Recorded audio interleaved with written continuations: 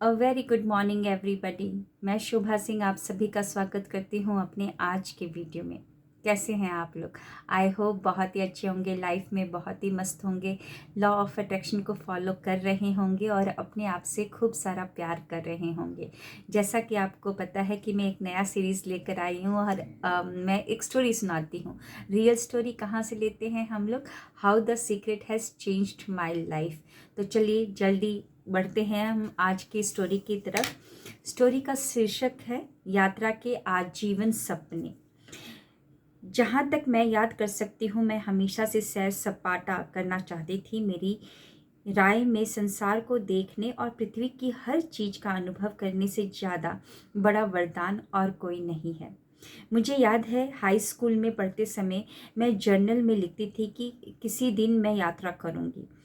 अब मुझे एहसास होता है कि उस वक्त मैं द सीक्रेट का इस्तेमाल कर रही थी। हालांकि मुझे इस बात का बिल्कुल भी पता नहीं था, लेकिन मेरा पहला लक्ष्य कॉलेज की पढ़ाई पूरा करना था। अमेरिका की मंदी मनोबल को तोड़ने वाली थी और कई बार बहुत कुंठाजनक भी। मैंने कभी कल्पना भी नहीं की थी कि जब मैं कॉलेज की पढ़ाई पूरी करूंगी तो महामंदी के बाद का सबसे बड़ा आर्थिक संकट सामने खड़ा होगा।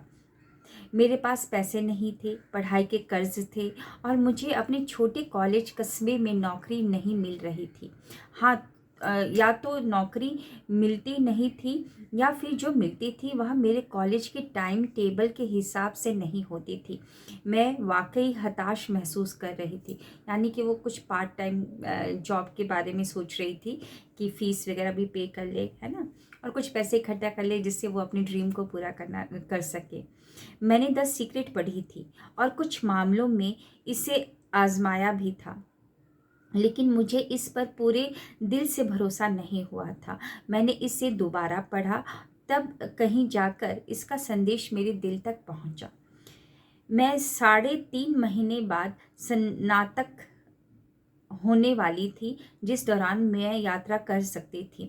लेकिन मेरे चारों ओर का संसार चिल्ला चिल्ला कर कह रहा था कि तुम कभी यात्रा नहीं कर पाओगी। यानी कि उसके आजू बाजू का जो माहौल था बहुत ही खराब था।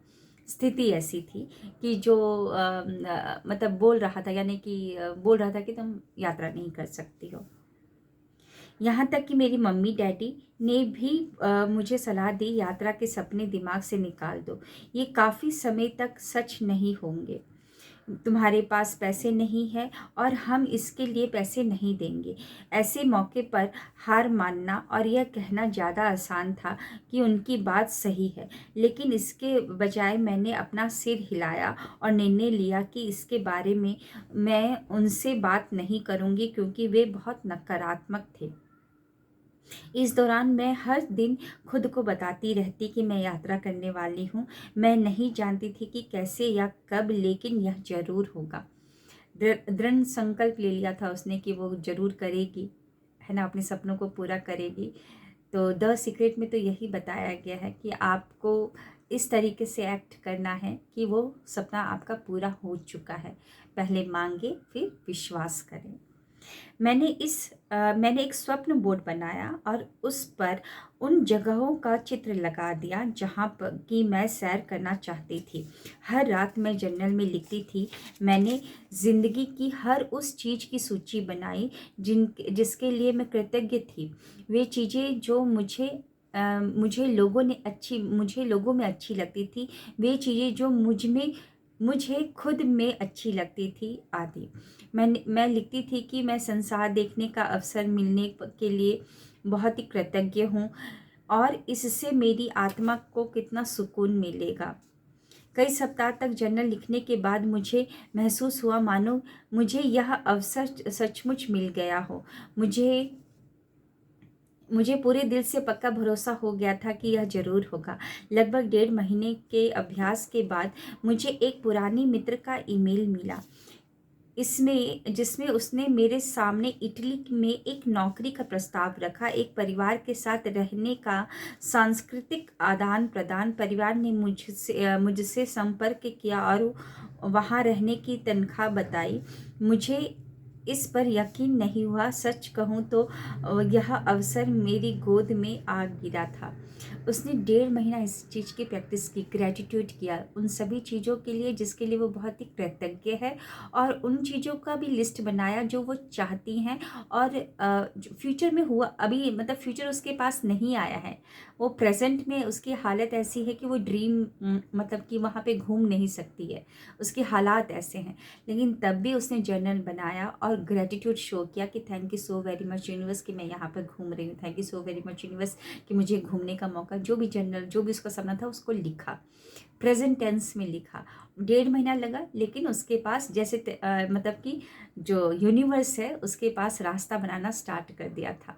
उसकी फ्रेंड का एक ईमेल आया जहाँ पर इटली में एक नौकरी है, तो नौकरी के लिए उसके पास प्रस्ताव आया। बहुत सारे लोग क्या करते हैं कि सोचते इमीडिएट रिजल्ट चाहते हैं, इंस्टेंट रिजल्ट चाहते हैं। इंस्टेंट रिजल्ट तभी मिलेगा जब आप उस वाइब्रेशन में रहेंगे, तभी इंस्टेंट रिजल्ट मिलेगा। अगर वाइब्रेशन लो है तो वाइब्रेशन हाई करने के लिए आपको समय चाहिए होता है ना। तो 1.5 महीना लगा, इसने ग्रेटिट्यूड थैंक यू लिखा तो इसकी वाइब्रेशन हाई होने लगी। ये अभाव में नहीं रही, इसको लगा कि हाँ ये संपूर्ण है, इसके पास सब कुछ है। तब जाके इसके पास एक प्रस्ताव आया। उसके बाद मैंने सोचा ठीक है, वहाँ पहुँचने के बाद मुझे पैसे मिल जाएंगे। अब मुझे बस यह पता लगाना था कि वहाँ पहुँचूँ कैसे। मैं खुद को बताती रही कि मैं निश्चित रूप से जाने वाली हूँ, मुझे बस हवाई जहाज़ के टिकट के लिए पैसे की जुगाड़ करनी थी। वो अपने आप को दिलासा दिलाती थी, यानी कि वो इस तरीके से बोलती थी कि हाँ तुम जा रही हो, बहुत मज़ा आ रहा है, तुमको एरोप्लेन का टिकट मिल गया, तुम बैठ गई हो, विंडो से देख रही हो। इस तरीके से वो अपने आप को मोटिवेट करती थी। कुछ सप्ताह बाद मैंने कॉलेज की पढ़ाई पूरी कर ली और लोगों ने मुझे तोहफे में पैसे भेजे। तोहफे की पूरी राशि ठीक उतनी ही थी जितनी मुझे अपने टिकट के लिए चाहिए थी। उसके बाद मुझे एहसास हुआ कि मैं इतनी दूर जा रही हूँ, इसलिए सिर्फ इटली देखना ही काफ़ी नहीं होगा, मैं यूरोप की दूसरी जगहों पर भी जाना चाहती थी। इसलिए मैंने निर्णय लिया कि अपने आखिरी महीने में मैं लिफ्ट लेकर यात्रा करूँगी। मेरे मित्र और परिवार वाले चिंता करने लगे कि उन्होंने पूछा तुम इतने पैसे बचाओगी कैसे, क्या तुम अकेले जा रही हो, तुम्हारे साथ और कौन जा रहा है। लेकिन मैं जोर देकर कहती रही जब समय आएगा तब देखा जाएगा, कोई ना कोई मेरे साथ जाएगा, मैं पर्याप्त पैसे बचा लूँगी, मैं यह बात जानती हूँ। मैंने 1 महीने अतिरिक्त रुकने के हिसाब से अपना वापसी का टिकट करा लिया। अगले ही दिन मेरे पास मेरी सबसे अच्छी सहेली का फ़ोन आया जो दूसरे राज्य में रहने लगी थी। उसने सामान्य बातचीत करने के लिए फ़ोन किया था क्योंकि काफ़ी समय से हमारी बातचीत नहीं हुई थी। जब मैंने उसे यूरोप यात्रा की योजना बताई तो वो तुरंत बोली मैं भी तुम्हारे साथ चल रही हूँ, मैं अभी अपनी टिकट बुक करा लेती हूँ, रोम में मिलते हैं। द सीक्रेट के इस्तेमाल से मेरी यात्रा का सपना सच हो गया। इससे मेरे मन में यह सुंदर भावना उत्पन्न हुई है कि सिर्फ विचार बदलने से ही आपके साथ बहुत बढ़िया चीज़ हो सकता है। मेरी यात्रा जीवन बदलने वाला अनुभव साबित हुई। मेरे पास इसे करने के लिए पर्याप्त पैसा था और अंत में तो पैसे बच भी गए। यह पूरी तरह सच है, मांगो, विश्वास करो और पाओ। यह वाकई कार्यकर है। धन्यवाद धन्यवाद धन्यवाद सभी पर ईश्वर की कृपा रहे। एशले एशले एस नाम है इनका, अमेरिका से। बहुत ही सुंदर स्टोरी थी, है ना। चिल्ला चिल्ला कर ये किताब यही बता रही है कि द सीक्रेट काम करता है, लॉ ऑफ अट्रैक्शन काम करता है। पहले सूची बनाएं, स्पष्ट रूप से लिखें कि आपको क्या जीवन में चाहिए। और आज का दिन तो बहुत खास है, आज है पूर्णिमा, गुरु पूर्णिमा और देव दीपावली। आज के दिन मैनिफेस्टेशन बहुत अच्छा हो सकता है, होता है ना, क्योंकि आज आपको पावर मिलेगा, मून का भी पावर मिल रहा है, पृथ्वी का भी पावर मिल रहा है और साथ ही साथ आपको सूरज का भी पावर मिल रहा है।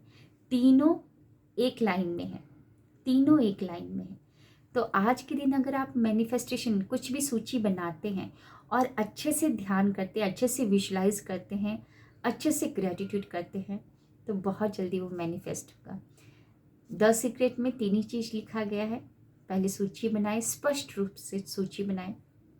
दूसरा, ऐसे एक्टिंग करना, कितना भी तांडव जीवन में हो रहा हो, जो कि आपको बोल रहा हो कि तुम ये हो नहीं सकता है, ये नहीं हो सकता, तोड़ने की बहुत कोशिश की जाएगी, लेकिन आपको अपने ऊपर विश्वास रखना है और ऊपर वाले के ऊपर विश्वास रखना है। और तीसरा है कि आपको वो मिल जाएगा, यू विल रिसीव इट, है ना।